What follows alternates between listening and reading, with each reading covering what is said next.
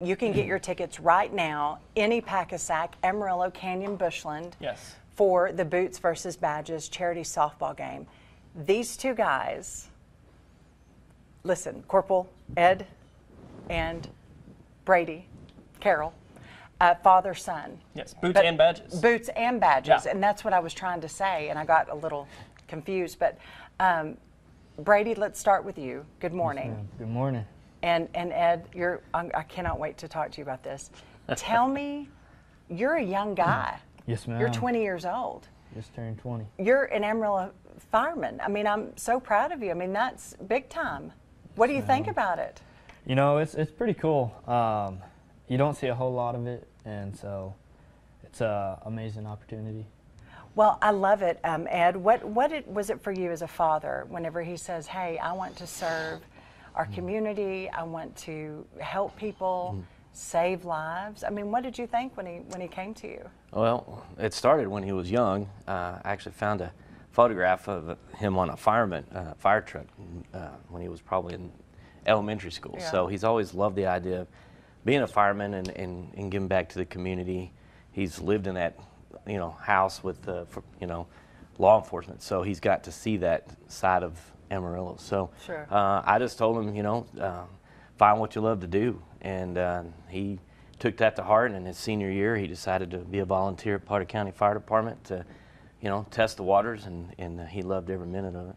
As a high school guy, Brady, Yes, ma'am. listen, a lot of high school guys, I mean, that says a lot. Absolutely. Ed, I mean, that's volunteering and being right there on the front lines. I mean, you could be rocking and rolling and doing anything. Yes, ma'am. But as a young man, that's really what you wanted.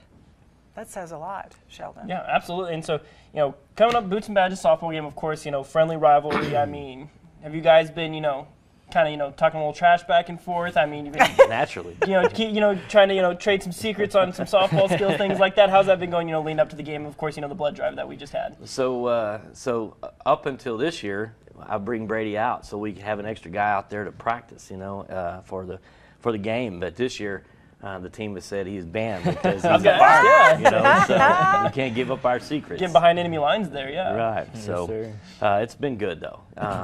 When you get a chance to slow down a little bit and come together for a great event and an opportunity to really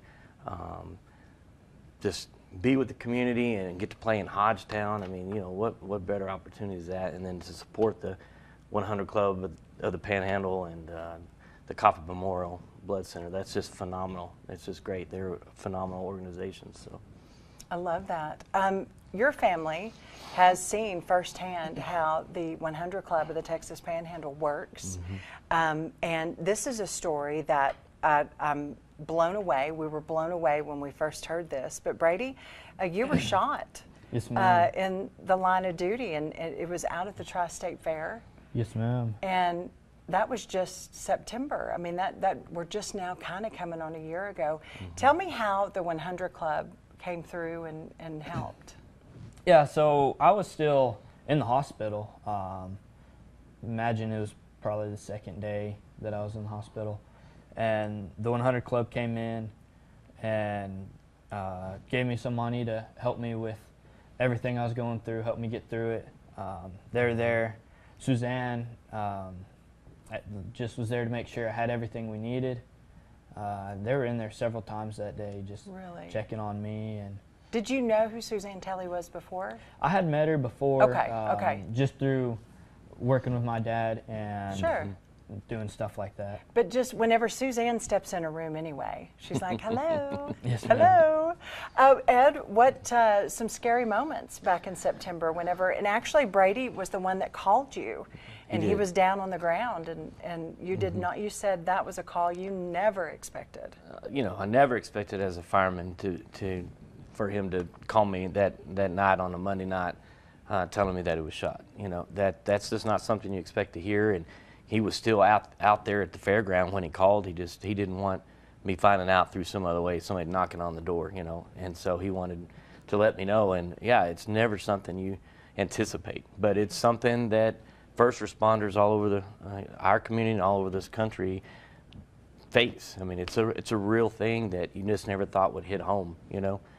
So quickly in his career. I've been in law enforcement just over 28 years, and maybe been shot at, but not shot. Right. And he's a rookie, volunteer fireman, and for Potter County, and to get that call, you just don't expect that. Sure. And you were just there that night, just saying, hey, I'm going to volunteer and help him. Sometimes the fair gets too much fun. Yes, and ma'am. so you were just out kind of for medical. And, Yes, ma'am. whenever the heat was on, it was a situation where y'all were trying to kind of push the suspects kind of back towards the sheriff's deputies and things. It wasn't like you were just, in a gunfight. It wasn't, Right. It's not like the movies. Definitely not. Yeah. Not at all. Yeah. Well, you're a young guy, and I think Amarillo is so lucky to have Brady, Carol, and Ed, Corporal.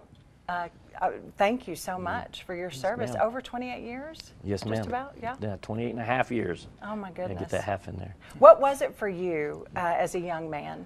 How come you said, I want to be in law enforcement? Well, I was, excuse me, I was in the Marine Corps right out of first year of college, ran out of money, and I thought, let's do something with my life. So I joined the Marine Corps, and I love the structure and giving back. And so, and then I met, some guys here at the PD, and one in particular was Perry Gilmore. And he was just one of those guys that showed that this is a profession, and that we get an opportunity to serve a great community, and we get to help be a part of this community to make it a safer place to live, work, and play. It's a great place. Yes. Perry Gilmore, one of the best. Yes, Yeah, absolutely. I love that. And then 28 years later, here I am. I'm so proud of you. Yes, love it. Brady, I can't wait. I'm so glad that y'all came to talk to us.